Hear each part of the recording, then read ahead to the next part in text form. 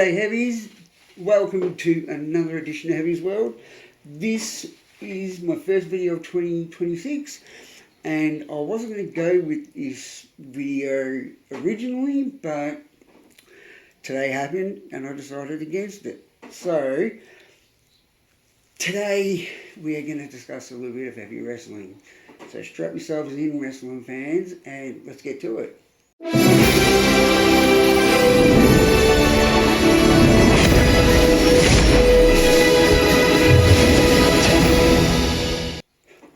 A little bit of backstory. The Royal Rumble is one of the biggest events in the WWE calendar. It is the official start of the build to Wrestlemania, which is usually around April. And Wrestlemania is like the Super Bowl, or the World Series, or the AFL Grand Final, or the Ashes of wrestling. And it is an event that has two Royal Rumble matches. One's a women's, one's a men's. Each match has 30 wrestlers in it, but each match has a very particular set of rules. So two people start in the ring. Every 90 seconds another wrestler comes out until all 30 have entered. People can be eliminated any time at all during the match. Elimination from the match only occurs when someone goes over the top rope and both their feet hit the floor. We have seen a lot of creative ways for people to get out of that sticky situation, and there was one or two in this year's matches as well. So the winner of these matches is not just, hey, I won the Royal Rumble, they get to choose which world champion they want to face at Wrestlemania. So the men have the choice of facing the World Heavyweight Champion or the WWE Undisputed Champion, and the woman who wins has the chance to pick from the women's variations of those titles. Yes, the first match on the card this year was the Women's Royal Rumble, and I really enjoyed this match as an opener. Had some great dynamics in there. Alexa Bliss and Charlotte Flair being number one and number two, considering that they've been tag champions recently and are in a team. It's been a rocky team, but they're in a team. It was really good. They kind of tease, whoops, this is how quick it can turn around. But that was done really well. I was fully expecting Charlotte to go full heel to set up something for WrestleMania, but that didn't happen yet. This match had a lot of women's teams in it, like tag teams, and I'm really, really, really enjoying that. It's been a long time coming, but the women's tag team ranks in WWE really seem to be the best that they've ever been. There's several teams on both Raw and SmackDown, and even NXT, and those women's tag team titles go through all three shows. So any women's team from any of those shows can win it. We had Nia Jax and Lash Legend, who were another team in the match. We had a surprise entrant of Brie Bella, whose sister Nikki Bella has been back since about mid last year. So there's another great tag team. Liv Morgan, Raquel Rodriguez, Roxanne Perez from Judgment Day. It was just really it's hard to say what's going to come out weird, but it was a numbers game. And every Royal Rumble is a numbers game, but to have actual teams in it this year, it really added a bit more depth to the match as a whole. I won't go into too much detail about each match. I don't want to spoil everything, but I will have to talk about winners and losers in this event. So we got down to the final three. Sol Ruka, Tiffany Stratton, and Liv Morgan. And I thought, as much as I'd like Sol Ruka to win, she's still down in NXT. It'd be a nice moment, but that's probably about it. So I'm kind of glad that he pushed the trigger there. I was shocked that Roxanne Perez was eliminated when she was. I thought she would be one of the final three, but no.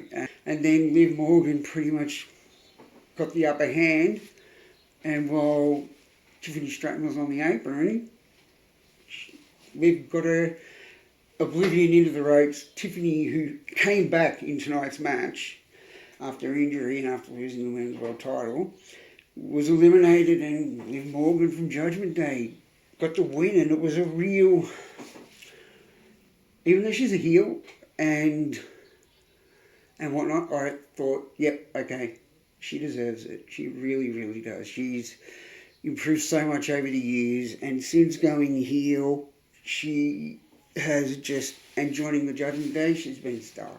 I can't really fault her. This is do or die for her to see. You know, she's been a world champion before, but this is world champion on another level. You've won the Rumble. You are going to WrestleMania, the biggest event of the year. Standouts in the match, you know, Roxanne Perez, Raquel Rodriguez. I was kind of surprised that Bianca Belair didn't make her way back at this event, but we did get Tiffany Stratton come back, so that was a good surprise. I thought Jordynne Grace would have lasted longer. At one time I would have picked her to win, but it wasn't meant to be. Cool, whatever. Yeah, it was good to see Tiffy back. There were some really great performances in there. Go watch it if you haven't watched it, because it was probably the most edgiest seat Rumble at this year's event. Right up to the last three. I think I had maybe 3 or 4 people who could have won, women who could have won the Rumble, and 2 of them were in the final 3. So, awesome work, Liv. It was really good to see you get that win, and it's going to be really interesting to see you take that win and run it all the way to WrestleMania, and hopefully you do get that win on the big stage. Next match of the card was AJ Styles versus the Ring General and the career killer, Gunther. Now, a little bit of backstory. 10 years ago, AJ Styles debuted at the Royal Rumble. He was a homegrown TNA talent. He had stints in last days at WCW. He worked at Ring of Honor for years. AJ Styles was Mr. TNA. But he left. He went to Japan, proved he could still roll, and made his debut in the 2016 Royal Rumble. And he's had a great decade in the WWE, multiple championships, great matches, compelling. He's seriously one of my all-time favourites. He has made it, he's made it very clear that 2026 is going to be his last year wrestling.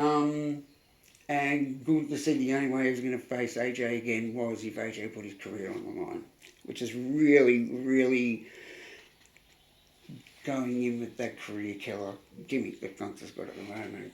It was a great match. It was probably the best match of the night, in my opinion. AJ, at this age, he's still phenomenal. He'll always be phenomenal. What can I say? And I just enjoy watching his. I just enjoy his matches, and I have ever since I saw him in 2005 for the first time. I think it was around the Sacrifice pay-per-view at TNA. Gunther is on a tear. He's already a 2-time world champ. He's retired Goldberg. He retired John Cena. He was looking to retire AJ Styles. This match was back and forth. It was a great smaller guy versus pure heavyweight wrestler match. There was a nasty bump where I think it happened when AJ hit the commentary desk. It sliced his arm open. It looked quite nasty, but AJ's a pro. He kept on going. And the match itself was just, in my opinion, stunning. Yes, I may not be a big fan of Gunther and his gimmick work, but as a wrestler, he's unbelievably solid, and he is definitely future Hall of Famer. I seriously thought AJ was going to win, and the way he lost, passing out to the sleeper hold from Gunther, there's something there. And AJ not taking his gloves off and tossing them down on the ring mat to signify he's done makes me think about where this is going to go. They're going to have another match. In my opinion, AJ and Gunther aren't finished. He said all along he wants a year-long retirement tour like John Cena had, face all of his great opponents over the last 10 years, even probably some new ones as well, give back to the industry, work with the younger talent and everything, and just give the fans a big proper retirement tour. The John Cena one hit marks when it had to, but it didn't feel like it was organised properly. There was a lot of wasted potential. If AJ refuses to leave, I could see him and Gunther at WrestleMania, pick a stipulation, and Gunther wins in the end, and if Gunther wins in the end, AJ's out for good. But I could see Styles winning at Mania if he does face Gunther. If the retirement match stipulation is not really enforced, which I don't know how they're going to get around it. Seriously, the match itself was just really great. Really, really enjoyable. And I'd seriously go watch it. If you're a fan of either guys or either of them, or you're just a fan of some great singles wrestling, go watch it. You will not be disappointed. Next up is the WWE Undisputed Championship match with Drew McIntyre, the current champ, putting his belt on the line against Sami Zayn. Now, Sami is a Canadian, but he does have dual citizenship with Saudi. He was born there, from my recollection. If I'm wrong, please don't cancel him. But, yeah, he's never bet Drew. This was a good match. It could have been better. It felt a lot like it's the start of something moving forward, which I'm not sure. The match itself was great, but the ending, I didn't feel real. Yeah, it was just, didn't bum the match out, but it was just like, okay. Yeah, Sami made a mistake. Drew capitalised on it, but instead of pouncing on for the pin right there after the first Claymore, he went for the second. I just felt that whole Drew going through the motions in his head, no, I'm going to go back and do another one. Just kind of took a little momentum, a little wind out of the sails just at the end. I'm glad that Drew won. It's about time that he had a win and got the title recently. So yeah, great stuff there. Then the final match was the men's Royal Rumble match. Now this is a big one. There was a lot of theories floating around who was going to win this and who was going to come out when and where. We found out earlier on in the night that at the kickoff show, the Bron Breakker drew number 2, and there was a big, war of words between GM Adam Pearce and Paul Heyman, who's the manager of Bron Breakker and the Vision. And yeah, number 1 was Obafemi, and I have to say that he was head and shoulders the man of the match. He had a great showing. Breakker was taken out before he got to the ring by a masked vigilante who hit the super kick and a stomp. Now, I've heard a lot of theories from people saying it was Seth Rollins, could have been Austin Theory, as he was doing that before at War Games, and it helped the Vision. He's a heel, he could just turn on them for whatever reason. I'm not sure it's that easy with one of them two. This person hit Breakker with 2 big moves, threw him into the ring, and Obafemi threw him out very quickly for the first elimination. And I don't think it's Seth. Logically, if he's recovered from injury, yes, it could be him, but I just don't feel it in the pit of my stomach. I've got a hunch it's not just so straightforward. But yeah, Femi just dominated and made, I can't even remember the exact amount of eliminations. It was upwards of 5 at least. He was absolutely amazing. The men's Royal Rumble match was good. I still feel the women's was a bit better. But overall, it was still a great match until we got to the end. And one, reason is we knew who was going to come out at number 30 because they hadn't come out at any other time during the match, and that was Gunther. And I think a lot of people thought maybe he would win the Rumble. He didn't. He had a great win. He didn't need to on one night. Obviously, that's what Triple H and WWE may have thought. But the final two, it came down to him and Roman Reigns, and Roman won. Now, there's been a lot of speculation online of that, and news stating that it's going to be Cody versus Roman Reigns at Mania. They've had a match, and two matches at Mania and a win apiece.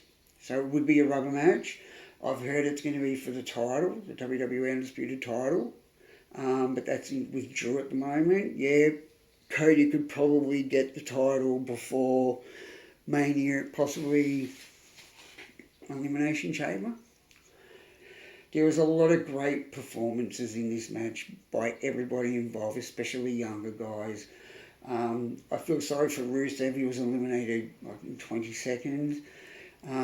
Everybody had a lot of high hopes of him coming back to WWE, that he would be utilised properly, and outside of his little feud with Sheamus and going for the Intercontinental title and mixing up with Penta, it just didn't happen that way. And I saw a picture of him at the Rumble sitting down ringside, and he looked absolutely defeated. The last time I saw somebody with such a look was Big E when he lost his WWE title to Brock Lesnar at Day One a few years back. As much as fans love Rusev, I don't think he's going to be anything higher than mid-card wherever he goes. And it's a shame. I should have pulled the trigger on him a long time ago before he had even left for AEW. Logan Paul, again, I can't stand the guy personally, but as a wrestler, every time he's in the ring, as I said, I'm not a fan of him outside of wrestling, but he picked up wrestling so bloody well that he just continues to impress me. He plays the cocky heel to a T, and greatly so. His athleticism is brilliant. He hits moves cleanly, and he's still learning. It's been few years, but he was part-time for a long time. Now he's a bit more full-time. He's only going to get better. I'd really like to see him in some way capture the Intercontinental title soon. I'm not sure if that's going to happen this year or not, but it would be really good to see. He just continues to impress me wrestling-wise. Everybody thought Cody was going to win this year's Rumble, and it would have made sense. They were hyping him up as if he won one more Rumble, he'd be tied with Austin with 3 Rumble wins in his career. And it would have been good. It would have been great. But I'm kind of glad it didn't happen. He had a good showing in the Rumble. I was disappointed at Obafemi's elimination, more so where it was in the match. He'd done so well coming in at number 1. He should have got down to Final 4, at least, in my opinion. But yeah, Roman winning has made the road to WrestleMania very predictable. Cody, after he was eliminated, got attacked by Drew McIntyre, the current champ. That's getting set up easily between now and Mania. As I said before, probably Elimination Chamber. Roman's going to pick Cody. They're going to main event night 2 at Mania. It's completely obvious. I could see possibly Gunther winning the Elimination Chamber and maybe challenging CM Punk at Mania, or even Braun Breaker. But I've got a feeling, even though that a lot of people really want to see Breaker win, that him main eventing a Mania might not happen yet. Next year, 100%, if he continues to dominate this year like he did last year, then yeah, he could. He should win the Royal Rumble and go to Mania for the title shot. It was good to see LA Knight back in the match, making his return after an injury in 2025.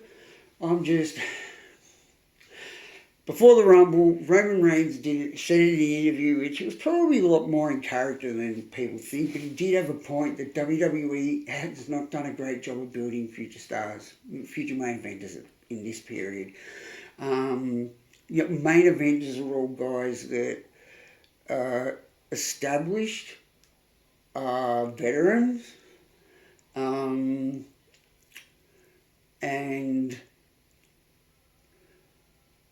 him winning the Rumble just goes against what he said. WWE doesn't know how to build up future stars.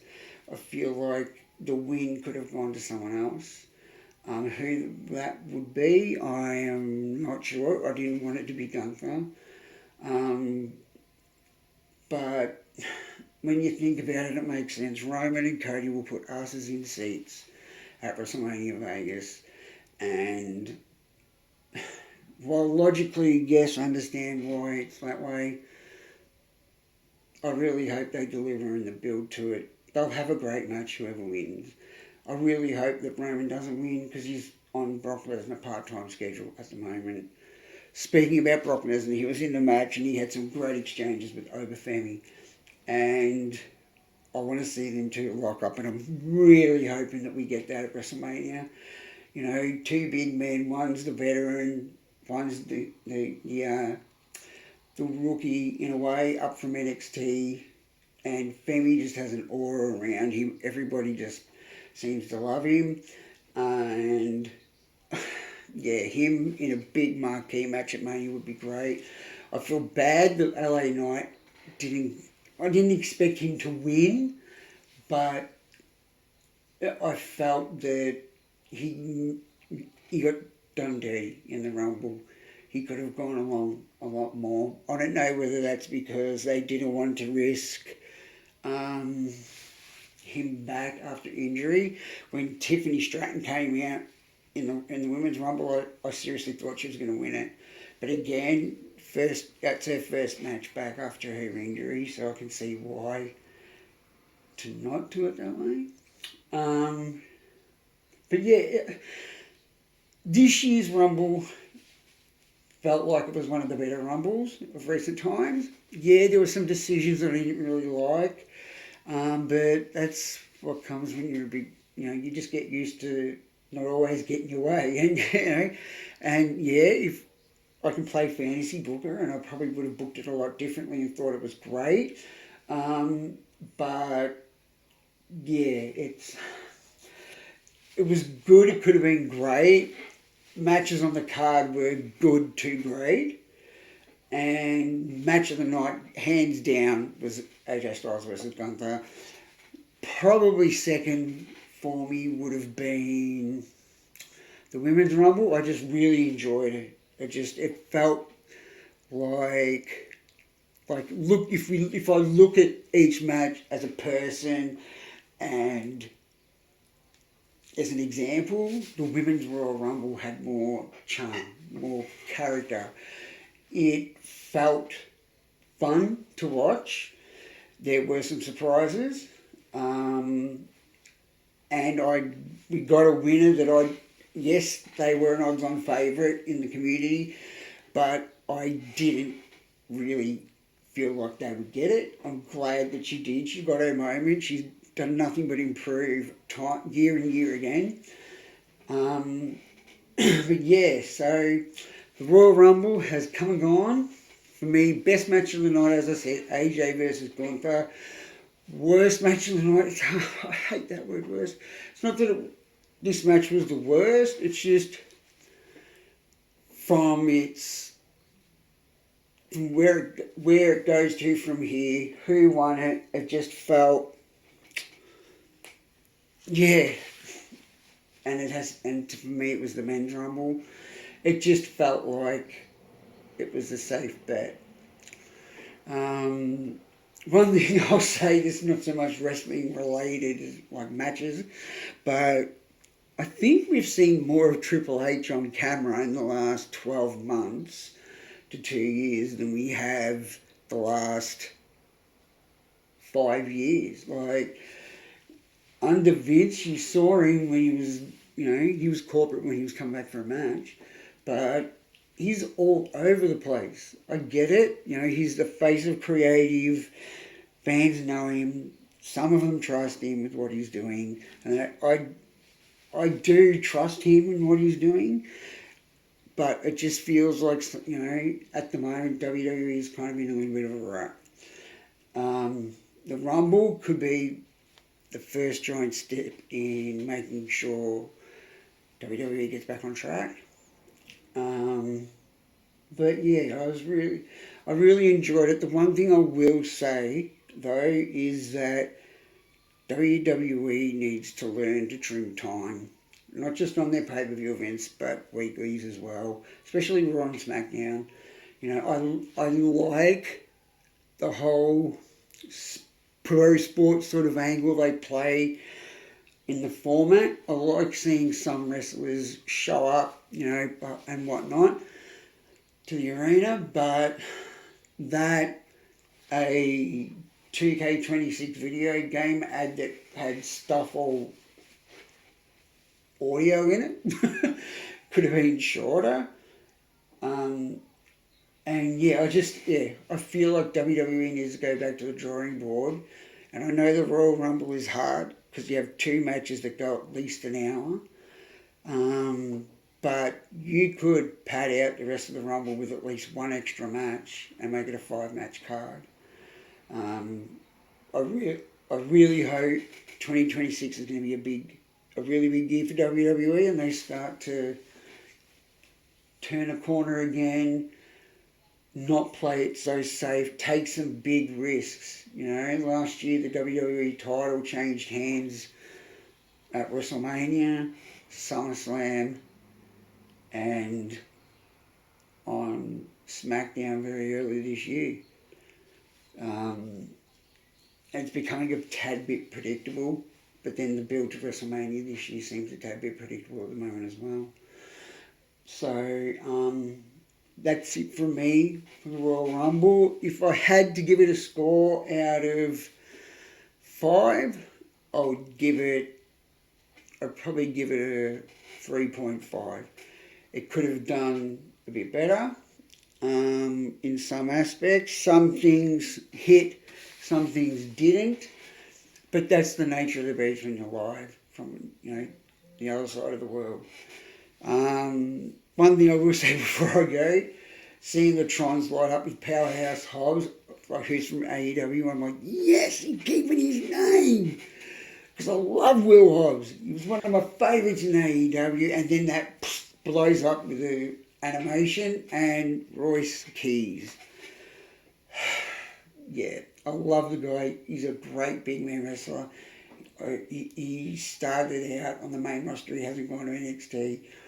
By the looks of it, I'm not a big fan of the name, but it'll probably grow on me with time because I just absolutely think this guy has got so much potential. And WWE love big guys, so I'm sure he'll be his time to shine. So that's it from me. It'd be interesting to see what your wrestling heavies thought. Drop a line under this video in the comments or on my socials and discuss. Leave your thoughts about how you thought the matches and the event were. And it'd be very interesting to see what everyone else thinks and whatnot. But yeah, I look forward to a great 2026 with you guys. Say hi to your folks for me.